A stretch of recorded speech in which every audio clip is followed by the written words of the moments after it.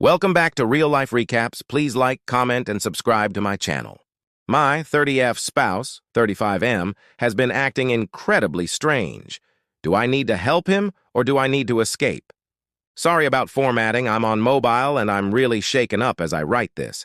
My 30 female spouse, 35 male, has been experiencing behavior that has only become increasingly concerning. In the past 2 months now, he has been talking about things that he claims are happening, but he's never mentioned before. As some background info, when his behavior first started getting concerning, I managed to convince him to go to the hospital to get checked out for his mental health. He wasn't even seen by a doctor, and he was told he just needs to take a certain medicine to help him sleep. The issue is he also smokes weed, so this medicine does not mix well with that. He won't quit smoking. We also have 2 very young kids. Back to the weird recent behavior, he claims he had an old email with an inheritance that got hacked and he needs access to it. I tried helping him get on it, but he hasn't used it in literally the 12 years we've been together. I only knew of its existence previously when I helped him switch his Facebook login, and that was an email attached. Another example is that he believes everyone is talking about him to me and everyone else. I mean literally everyone else. He thinks there's some sort of big thing planned to hurt him or do something horrible to him soon, and that we're all on it. On a few other separate occasions, he's asked about a show that we're on, and asked how much money I'm being paid to keep a secret.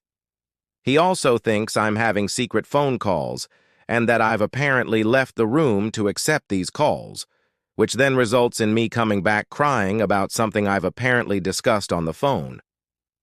Whenever I try to explain to him that none of this is happening, he fights back saying that I'm just lying to him and to tell him the truth, that I need to tell him the truth or something bad is going to happen.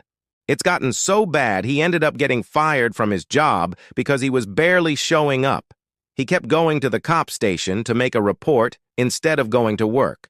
After he got fired, there was some sort of tense situation where they ended up calling a wellness check for him because they were afraid he's going to come back and hurt someone. The cops showed up while I was also home, and he said he wouldn't hurt someone, he only acts in defense. In recent weeks, he's gone from screaming at me demanding answers to just not talking to me at all. At this point, I'd rather he just not interact with me. The reason I'm writing this is because of what happened today. It was a nice day out, and I asked if he would come with me for a walk with our kids, to which he agreed. He barely spoke a word to me, or the kids on this walk, and when we came across a playground, I asked if we should take the kids there for a few minutes of play. He then got upset at me for suggesting it and said I always control everything and I'm the queen of the decisions. I didn't even tell him we were doing that, I just asked. When I mentioned this, he just said, "Do whatever you want, like always," so I figured why not. So I played with the kids at the playground and he did his own thing. Someone left a couple various balls there and he was throwing them around. He then picked up the football and threw it in my direction. It flew past me a couple feet from me. I asked why he did that, and he said, "Why are you upset? It didn't hit you." To which I responded, "Well, what if it did?" He then said, "If I wanted it to hit you in the head, I would have thrown it that way." Then he started on a rant about how he's going through the same thing with everyone lying to him. After which he sat down in the corner of the park and was doing literally nothing. I was getting upset, so I packed up the kids and started walking to leave the park. I said to him, "We're going home," and started walking away. Apparently, he tried to yell out to us, but ended up taking a different way home than we did. He told me this when he met me on the street when we were almost home, saying that, "Next time I want to be an idiot and walk away, maybe stop and listen to him calling out." I didn't hear him, but honestly, he could have easily caught up to us. I was getting more and more upset and said I wanted to go for a drive to get coffee, and he said fine. I said I wanted to take the kids, and he asked why. Then I said fine, you stay home with them, and he said no, they can go with you, and started putting them in the car. I got in the car, and he got in the passenger seat, to which I asked him if he's coming with. He said yes and to drive. I told him I didn't want him coming because he's being mean, and he said he could be a lot meaner. As I started driving away, he kept going off on the usual BS he's been talking about lately, and I told him I don't want to hear it. He started screaming at me to keep driving and shut the fuck up. I stopped the car and told him to get out, and he made a motion like he was going to punch me, but punched his hand in front of my face. At this point, I started crying and yelling at him to get out, and he yelled back, "No, just drive."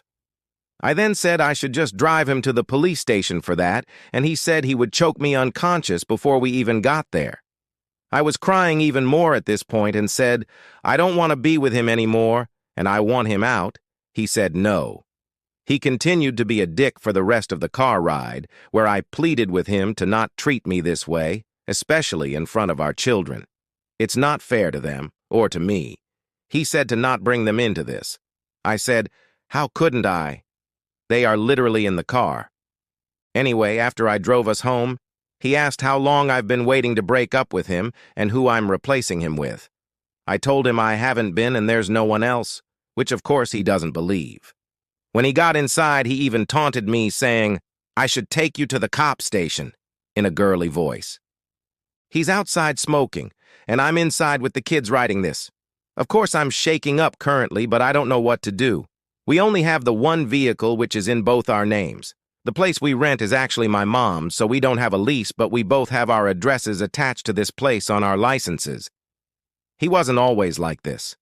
Literally, only the past couple months his behavior has been this bad. I miss the person he used to be. I miss that he would spend time with me, with the kids, but he spends all his time by himself now. I don't know if he's going through some sort of manic episode or what's triggering this change in behavior, but I really don't know what to do. Is there something differently I can do to help him? Every time he talks to me about whatever situation, he doesn't accept any answer I say, and also won't accept if I say nothing. Edit. I just wanted to update and let you all know we are safe. I'm sorry for not saying anything sooner. I'm a bit overwhelmed with how popular this post got and will give an actual update later. Thank you for the advice and comments as well. I will mention a couple things. We are not in the U.S. Where we are, marijuana is legal, so my spouse does get it from government-run dispensaries. I don't think there's a chance his stuff gets laced aside from the fact he mixes cigarettes with it.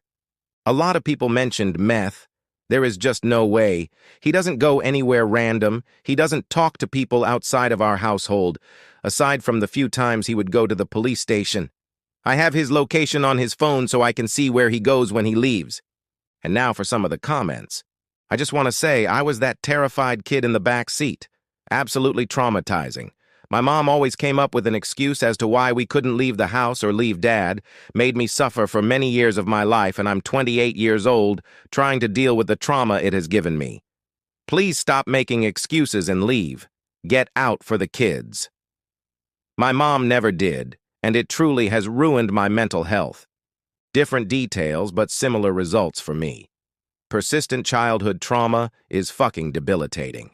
I'm in my mid-30s and just now finally beginning to actually heal. But it has been hard, and it's honestly a miracle that I'm still alive. You should absolutely get out for yourself. But there's no excuse to not get out for your kids. Witnessing this over and over again will break them. I will never get the past 3.5 decades back. No redos. OP absolutely needs to get out right now. He is dangerous and only getting more so from how it sounds. However, if this has only been going on for a few months, get him to a neurologist or have a scan for a brain tumor. That's exactly what I was going to say. He has something seriously wrong going on. I would call the police and have them meet you at the house as you gather your things to leave for a week or so. Go to your mom's, a friend's, or even a motel. Take the car. Don't tell him where you're going and ask the police for the number to someone you can talk to about his behavior. If it is a tumor that is growing in his brain, there is no telling what he might be capable of. OP, please do something. 1. Your children are in danger. 2. You are in danger. 3. He is in danger from himself. He needs mental help. Probably at a mental hospital. The kind he can't escape so he's not a danger to himself or to others while they are helping him to get better.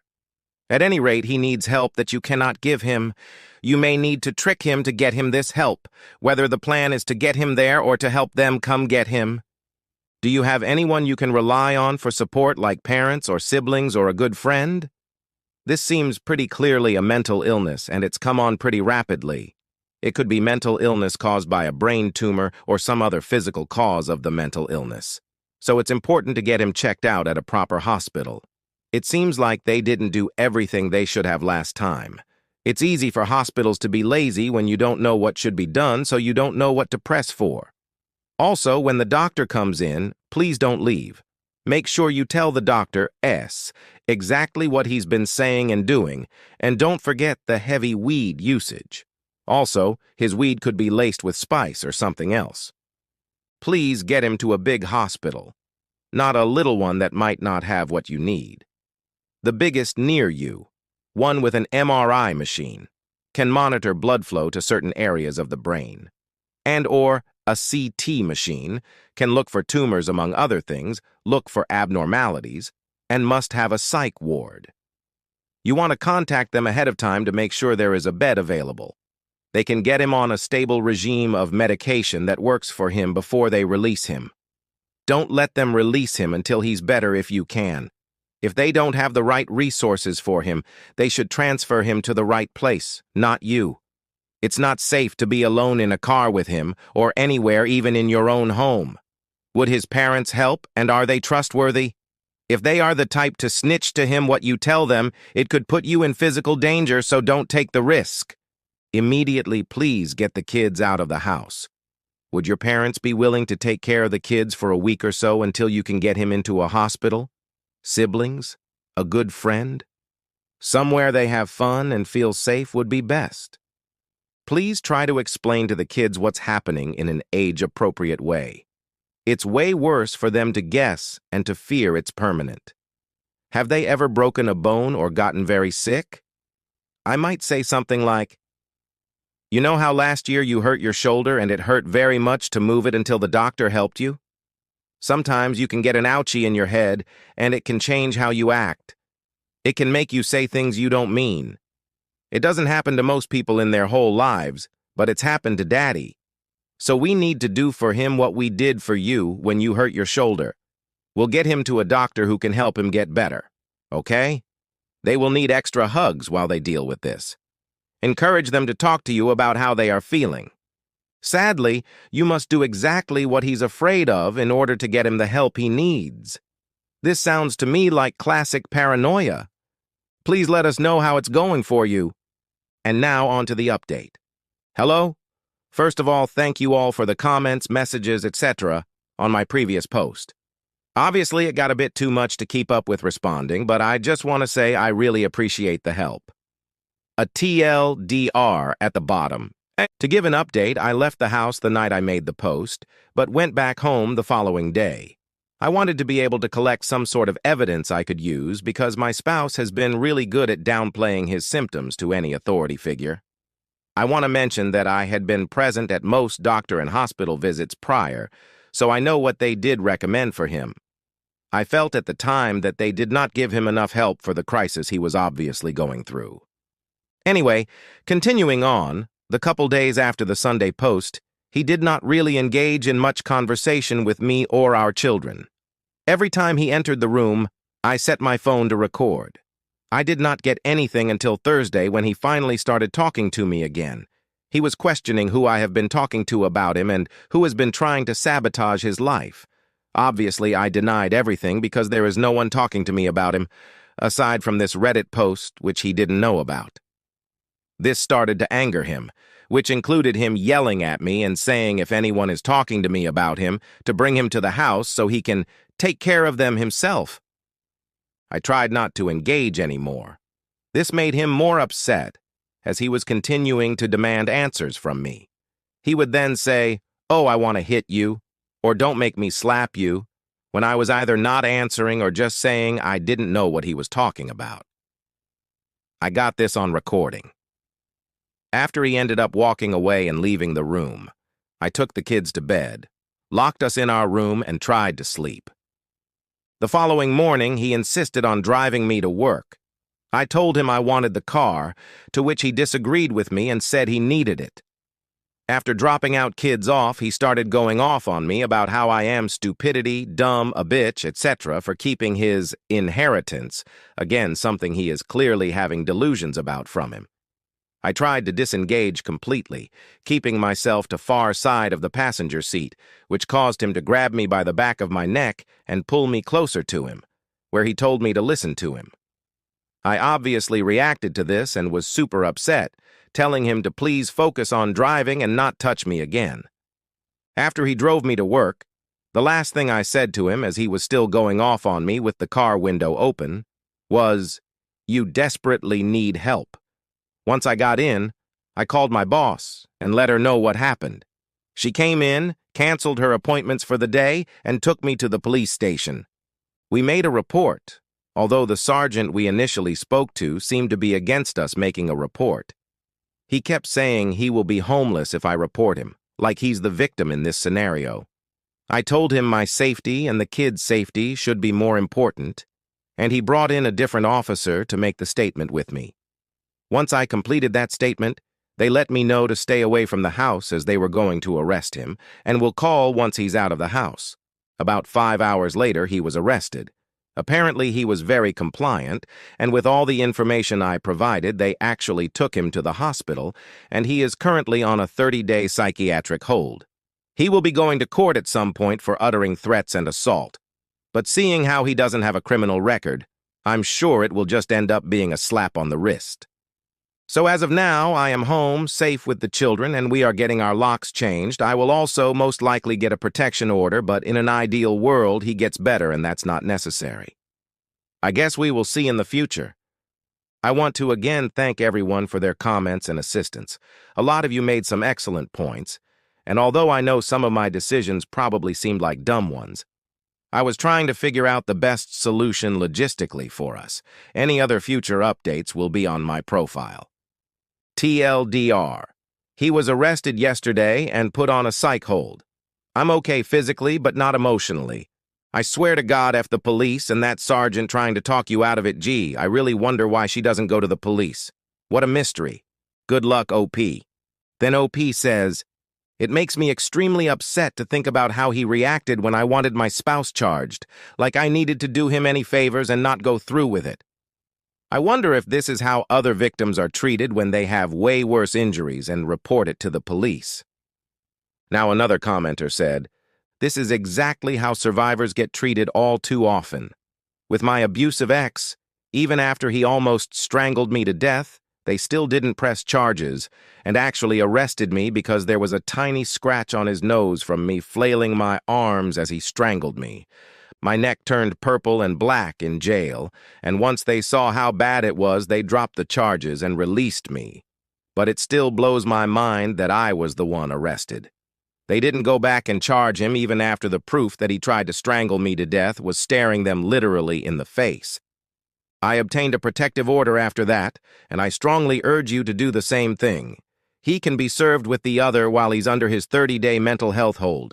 Be sure to make it clear on your application to the court that you are afraid for your safety and the safety of your children, since he has behaved very aggressively around them and while in the car with them. If they're included with you in the protective order, he won't be able to pick them up from daycare without your knowledge, but be sure to warn the daycare about what's happening and get them a copy of the other. You'll be given a court date to go back and talk to the judge about why you need the order extended. You should be able to enter your audio recordings into evidence, but there's usually a process for that which gets them transcribed for the judge to read, so be sure and ask about that process before your court date so you can get them a copy of the audio. He will also be asked if he wants to come to the court date to extend the protective order, and will be able to provide his own explanation and evidence, if he chooses, to explain why he doesn't think it should be extended. But it sounds like he's in urgent need of mental health support. Otherwise, they wouldn't have put him on a 30-day hold. Usually it's only 72 hours, unless the person seems like a danger to themselves or others, so I assume they saw some concerning behavior from him, which is honestly good because in order for him to get help, they need to see him at his worst.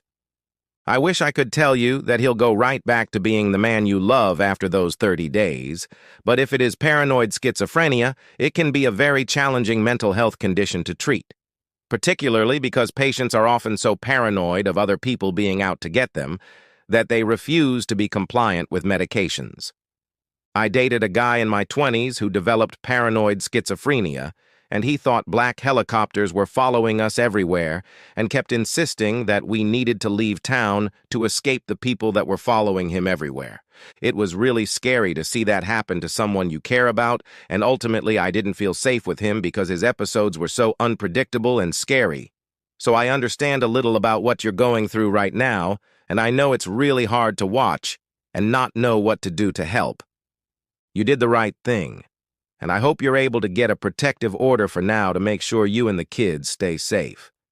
It would be good to get a home surveillance system in place with cameras and sensors on your doors and windows just in case he tries to return home in a paranoid state. Most of the newer home surveillance systems also allow you to monitor your home remotely, and it will notify you if it detects an intrusion. You might ask for advice in r/home defense. There's some very knowledgeable people there that would be happy to make recommendations about which type of surveillance system would fit your needs. You should also talk to a family law attorney and get some legal advice. If you haven't reached out to your family yet about what's happened, and if they are a trusted support system, please let them know what you're all going through so you can get some extra support. You should definitely consider speaking to a therapist for yourself as well, because this is a lot to process, and you deserve all the support you can get right now. Hang in there. Sending you and your family lots of love and invisible hugs. Take care, and let us know how you're doing when you can. Wow, what a story.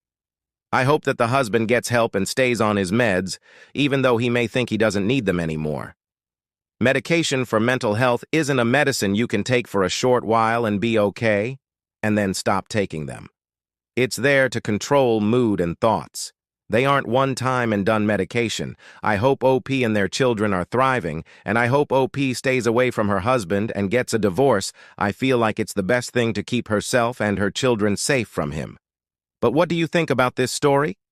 Let me know in the comment section below, and if you haven't already, please click the subscribe button below, and if you have time, I have other Reddit stories available. Thank you, and have a great day.